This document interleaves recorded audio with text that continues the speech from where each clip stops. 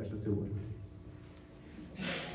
Senhor Deus, estamos aqui agradecidos mais uma vez, porque temos a oportunidade de nos deparar com a Tua palavra agora que será aberta. Que Teu poder se exalte aqui em nosso meio e no nosso coração. Toca em nós agora. Abra nossa mente. E, Senhor, evidencie Teu poder, Tua graça, Tua misericórdia para cada um dos que aqui estamos. Que ninguém saia daqui o mesmo.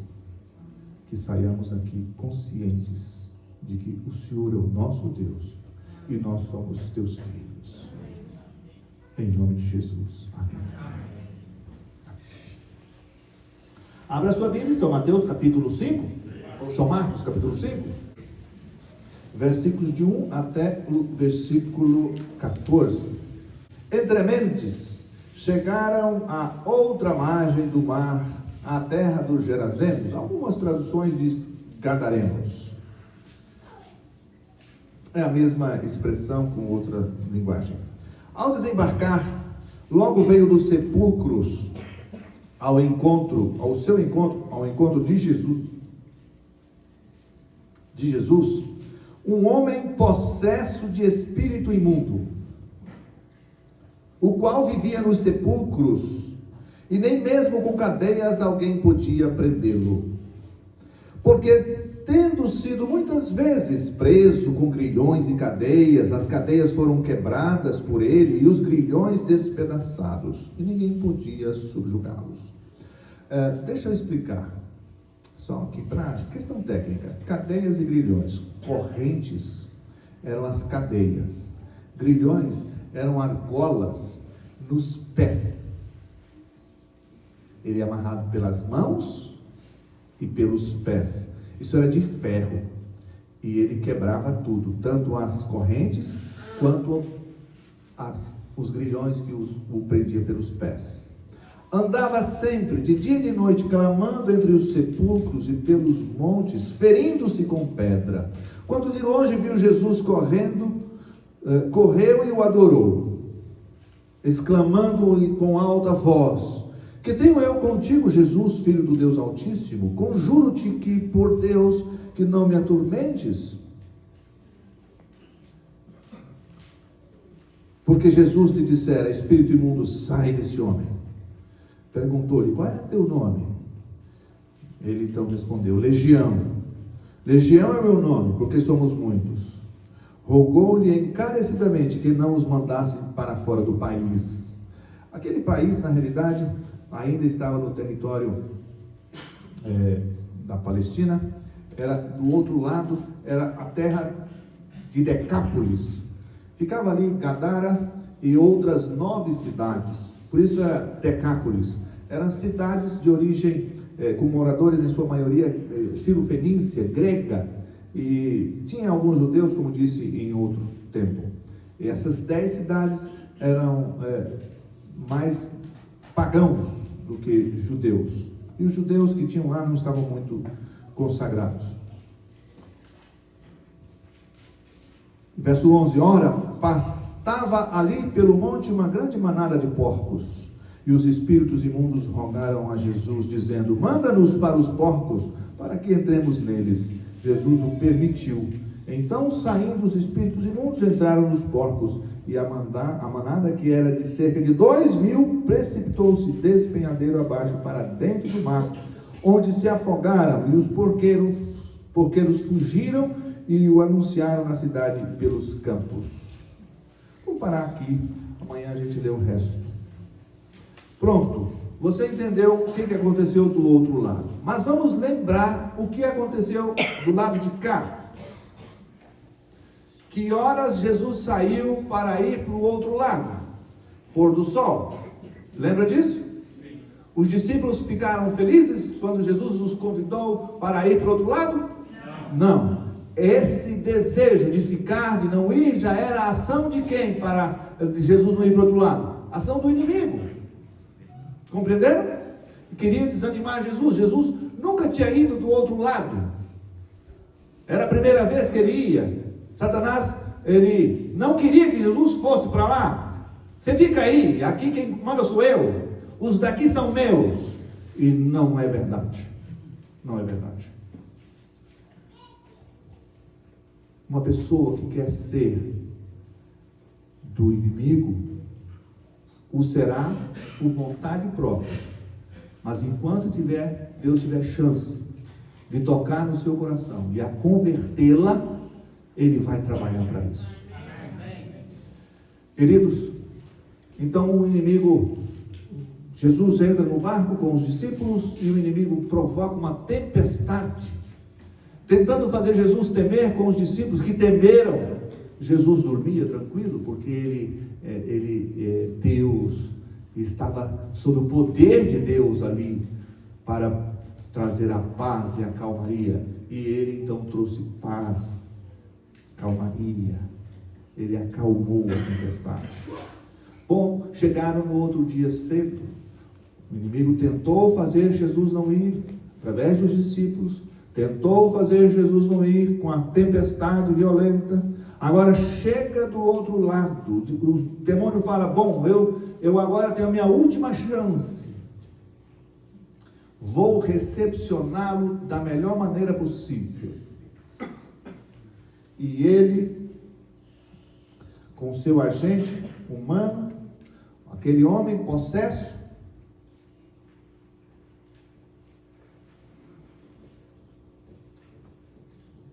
entra naquele homem uma multidão de demônios. Como disse numa das noites, uma legião. Jesus pergunta: qual é o teu nome? A primeira vez que Jesus pergunta, e única vez que Jesus pergunta para o diabo qual é o nome. Alguns comentaristas chegam a afirmar que Jesus queria que os discípulos tivessem consciência que ele não era qualquer pessoa, que ele estava acima de qualquer criatura, mesmo que demoníaca, em quantidade que eles nem podem imaginar. Deus está acima de tudo e de todos. Era como se Jesus estivesse dando uma lição de confiança. Por isso ele pergunta: qual é o teu nome? E ele disse: meu nome é Legião. Legião fazia parte dos exércitos romanos, são os batalhões, eles chamavam de legião. Estava ali em torno de 6.000 soldados. Então, se na mesma quantidade a legião dos exércitos romanos era a legião de demônios, dentro daquele homem havia 6.000 demônios. Você pode imaginar? Isso tudo para recepcionar Jesus, para não deixar ele ir para o outro lado. Olha como o inimigo faz. E aí apresenta-se o endemoniado. Agora nós vamos fazer um exercício. Isso tudo eu fiz para recapitular o que nós estudamos durante a semana. Agora vamos fazer um exercício. Eu queria que você desse uma relida aí e tente descobrir, dar uma resposta para a pergunta que eu vou fazer: quem é ou quem era o endemoniado? Quais as características que a Bíblia apresenta dele? Bom, primeiro, ele não era judeu. Isso é fato. Quais eram as características que Marcos descreve? A bem da verdade, Marcos descreve muitas características para um indivíduo que queria receber a libertação. Em nenhum outro milagre tantas características foram descritas como nesse. Era como se Marcos estivesse dizendo: não importa quem seja, Jesus está aqui para resolver o problema. Então vamos tentar agora em silêncio ver as características. Quantas? Você consegue ler aí? Dá uma lidinha aí rápida. O segundo verso em diante, você já vai encontrar as descrições. Quem consegue enumerar? Quem era o homem? Aqui já encontrou uma característica. Era um homem possesso com espírito imundo. Mas era só essa característica? Vivia onde? Nos sepulcros. O que mais? Nenhuma cadeia Ele era extremamente poderoso. Ele tinha força sobrenatural. Porque ele quebrava correntes de ferro. O que mais? Ninguém podia detê-lo. Ninguém segurava ele. O que mais? Andava sempre de noite. Iria por entre os sepulcros. Ele era louco. Não dormia, gritando o tempo inteiro. Quem que ficava perto desse homem? Ninguém. O que mais? Ferindo com pedras. Feria as pessoas. Ele se autoflagelava. Devia ser a pele dele toda cicatrizada, toda catrosada, vamos dizer assim. O que mais? Só? Forte, extremamente forte, uma força sobrenatural. O que mais? Se você ler o livro de Lucas, no mesmo episódio, depois você lê em casa, Lucas acrescenta uma outra característica. Capítulo 8 de Lucas. Depois você lê em casa. Ele andava nu. Você ia chegar perto de um desse? Quem ia chegar? Quem chegaria perto de uma pessoa dessa? Bom, irmãos, você, em sã consciência, eu vou ler aqui o que o livro Desejado das Nações descreve desse homem. Tinha a carne dilacerada e sangrando nos lugares em que se havia ferido com pedras agudas. Você ia ficar perto desse homem? Seus olhos brilhavam por entre os longos e emaranhados cabelos, como que se apagara nele a própria semelhança humana pela presença dos demônios que o possuía, parecendo mais fera que criatura humana. Você ia ficar perto desse homem? Você ia lá dar bom dia? Um prato de comida? Você faria alguma coisa em favor dele? Você chegaria perto dele? Agora vai a pergunta. Esse era o homem na nossa concepção. Onde estavam os discípulos? Em todos os versículos que lemos no capítulo 5, onde estavam os discípulos? Olha aí. Descobre. Dá uma lidinha aí. Nós lemos capítulo 5, quando chegaram do outro lado. Não foi? Verso 1 até o verso 14. Fez alguma referência aos discípulos? Não? Mas eles não foram no barco? Eles também não chegaram do outro lado? O quê? Está escondido. Interessante, eu nunca tinha pensado nisso. Mas é uma hipótese, não é? Onde estavam os discípulos?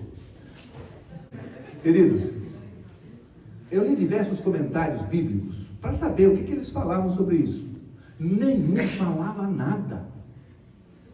Mas nós temos os livros inspirados por Deus. A nossa profetisa, não temos?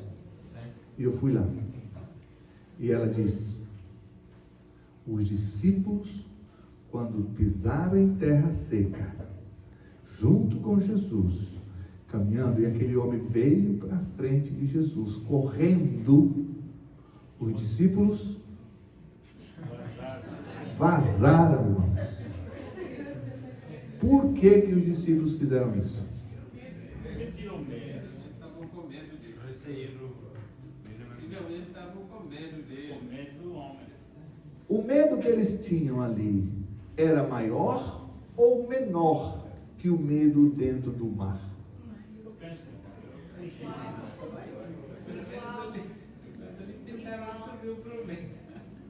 Irmãos, sabe que a minha função aqui é fazer vocês pensarem. A minha função aqui é fazer vocês entrarem dentro da história e se colocarem agora como um dos discípulos. Você não tinha acabado de ver Jesus manifestar o seu poder? Você não tinha assistido Jesus dizer ao mar: cala a boca, fica quieto?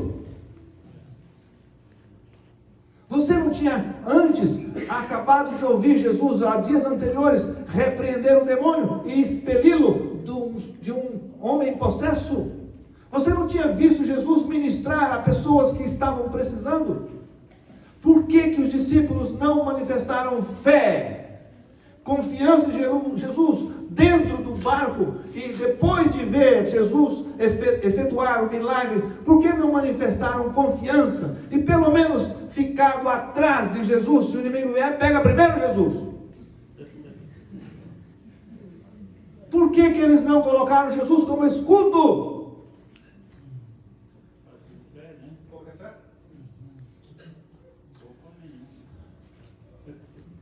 Eu vou dar uma grande verdade para vocês.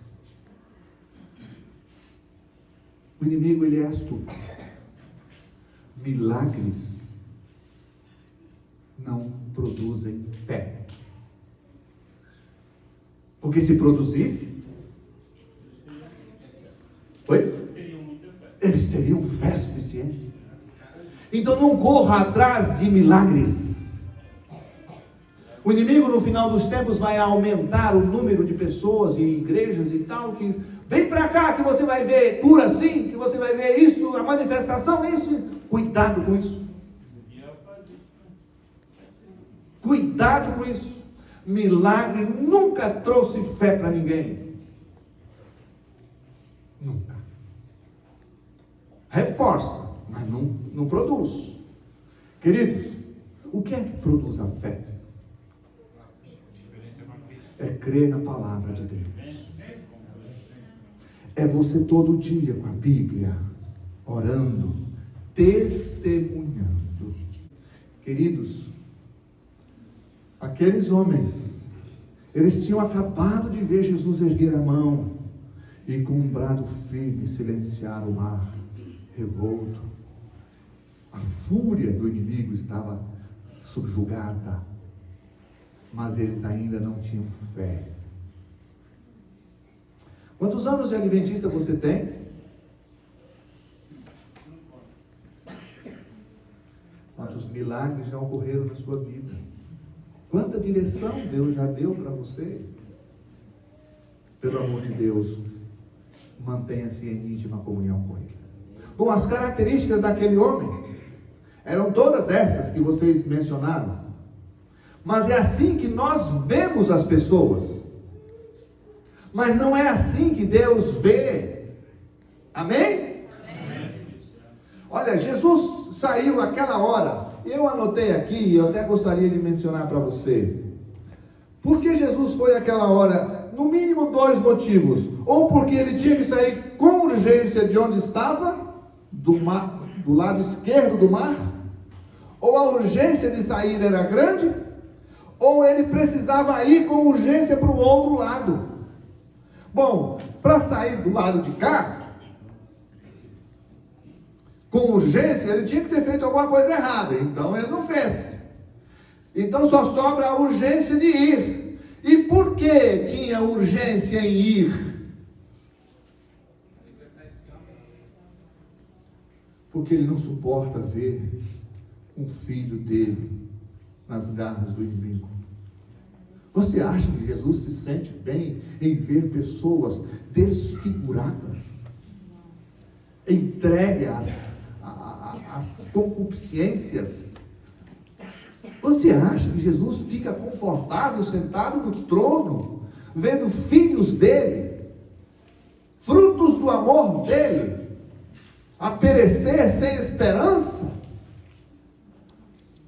Se você pensa isso, você não conhece ainda Jesus. Ele não podia ficar quieto. Vamos para o outro lado. Vamos para o outro lado.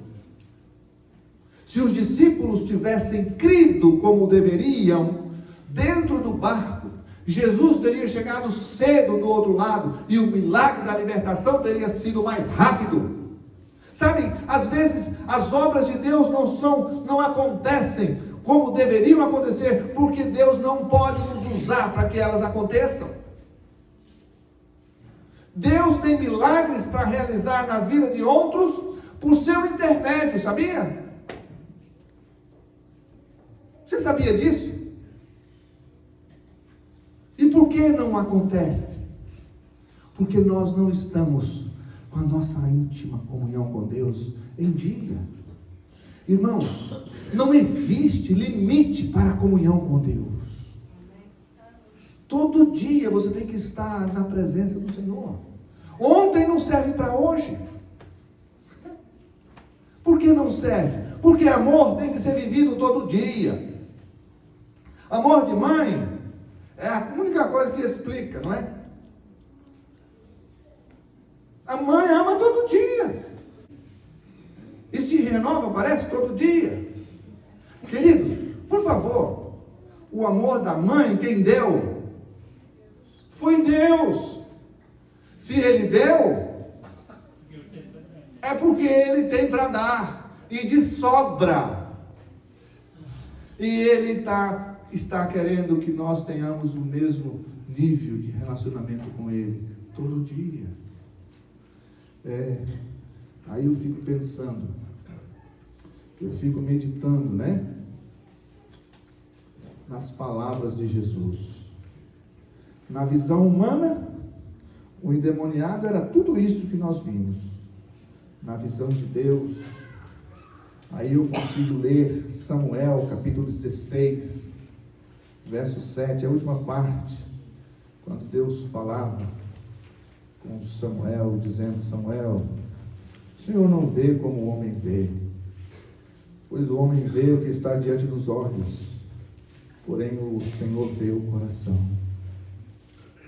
Eu não sei o que você está passando, eu não sei o que você está passando, mas eu sei que Deus sabe a sua luta, e Ele não está alheio a ela. Ele não está. Hoje eu quero falar para aquele pai, aquela mãe que chora por um filho que se desviou. Você não pode duvidar de Deus, não. Tenha esperança em Deus. Tenha esperança em Deus. Eu quero falar para aquele pai, aquela mãe que, como nós, minha esposa e eu, para os irmãos, como minha filha, nós perdemos nosso filho. Uma mãe uma vez me procurou: pastor, meu filho se suicidou. Pastor, o que eu faço? Ele está perdido. Ele era da igreja, saiu, foi para o mundo. Lá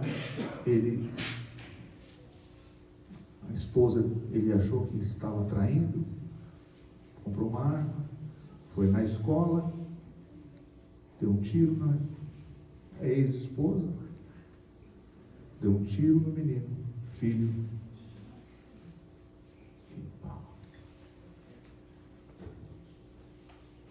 Não vou dizer o nome porque pode mexer com a dor da família. Pastor, meu filho. Eu olhei para ela e disse: Deus não vê o homem como a gente vê. Pode ser que ele carregou toda a raiva, toda a ira, até o momento. Você não sabe quanto tempo levou para, depois que ele levou o tiro, perder a consciência. Se antes de perder a consciência, ele falar: pai, fiz errado, me perdoa, aqui na mente.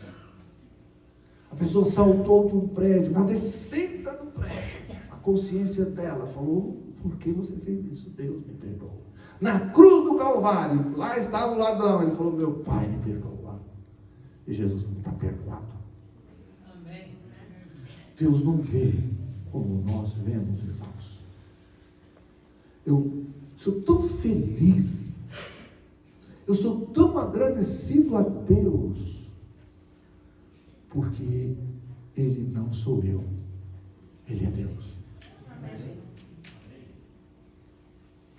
Se você for fazer uma retrospectiva da sua vida, quantos erros você já cometeu?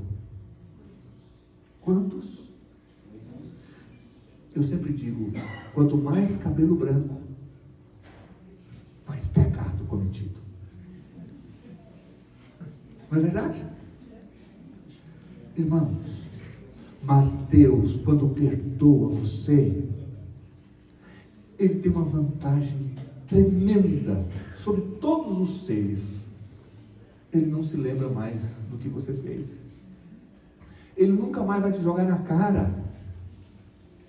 Nós, às vezes, lembramos o que fizemos de errado. Isso nos martiriza, não é verdade? Nossos queridos parentes, amigos, chegados, às vezes até nos fazem lembrar isso também. Mas quando você cai aos pés de Jesus e clama por perdão e socorro, Ele te perdoa, e diz a Bíblia que jamais se lembrará disso. Amém. Porque a cruz do Calvário apaga tudo. Amém. Entende isso? Aquele homem, irmãos, aquele homem, eu vou chamá-lo de ex-possesso, ele não fez nada para merecer. Fez? Pelo contrário, se ele estava possesso de demônios, é porque a vida dele abriu espaço para, em erros, em falhas, para o demônio entrar. Mas no clamor da sua consciência, Deus foi lá socorrê-lo.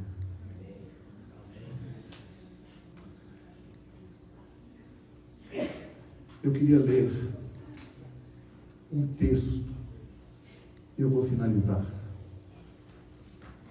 Está em 1 Timóteo, capítulo 1, versículo 15.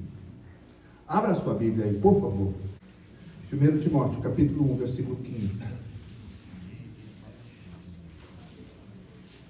Paulo, falando para os crentes e escrevendo a Timóteo, ele diz: fiel é a palavra e digna de toda aceitação,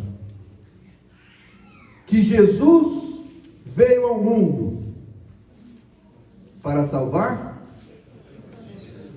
os pecadores, dos quais Paulo tinha uma compreensão clara. Jesus não apenas atravessou o mar da Galileia para salvar aquele homem. Jesus deixou o trono, deixou a glória. Jesus deixou tudo que tinha no céu e veio a esse mundo para morrer e salvar pecadores. E Paulo dizia: dos quais eu sou o principal. Irmãos, essa convicção você tem que ter. Jesus é o meu Salvador. Ele veio, deixou a glória e veio morrer por mim, porque sou um pecador. Agora tenha certeza que ao receber o perdão, você deve viver uma vida de salvo. Uma vida de salvo, confiando em Jesus. Olha, quando leio essa história, esses milagres, esse relato, eu vejo a experiência minha e, por certo, de todos nós. Precisamos exercer nossa confiança plena em Deus todos os dias da nossa vida. Amém. Última coisa, não olhe para as pessoas para ver os defeitos dela ou delas. Olhe para as pessoas com os mesmos olhos que Jesus nos vê, como alguém que precisa de salvação. Saia de casa todos os dias com isso em mente. Senhor, me dê olhos de misericórdia. Amém. Me dê paixão pela salvação das pessoas. Me dê paciência ao tratar com elas. E Deus vai fazer milagres na vida delas por seu intermédio. Amém. Aceita essa proposta? Aceita? Sim. Sim ou não? Sim. Então diga: eu aceito. Eu sei. Em nome do Senhor eu aceito. Em nome do Senhor eu sei. Fique em pé. Vamos encerrar. Santo Deus, estamos aqui na Tua presença. Queremos em primeiro lugar exaltar o Seu nome mais uma vez. O Senhor é maravilhoso. O Senhor é misericordioso, bondoso, justo. E nos rendemos agora a Ti. Senhor, todos aqui, sem exceção, imagino, agora, queremos autorizar o Senhor a tomar posse da nossa vida. Seja o nosso guia, seja o nosso diretor, seja o nosso professor, seja o nosso Salvador. Toma em nossa mão, como Pai de amor que és, e nos conduzas nos teus caminhos, segundo a tua palavra. Que a tua palavra nos oriente o que fazer, onde ir, o que comer. Para isso, nos dê fome da tua palavra. Amém. Que todos os dias nós nos acerquemos da Bíblia Sagrada para mantermos o nosso relacionamento contigo vivo, real, que produzirá a fé que o Senhor tem para nos conceder. Amém. Toma também em tuas mãos os que aqui não estão, por alguma razão, o Senhor sabe, mas esteja com eles. Toma em tuas mãos aquelas pessoas que nós estamos já querendo nos aproximar para ajudá-los a ter uma experiência contigo. Amém. Senhor, especialmente a Ângela, cuida dela, da sua filha. Ela representa todos os nomes que nós iremos trazer aqui sábado à tarde na Santa Ceia. Leva agora a todos para os lares no descanso. E com a tua graça nos traga de volta amanhã. Amém. Em nome de Jesus. Amém.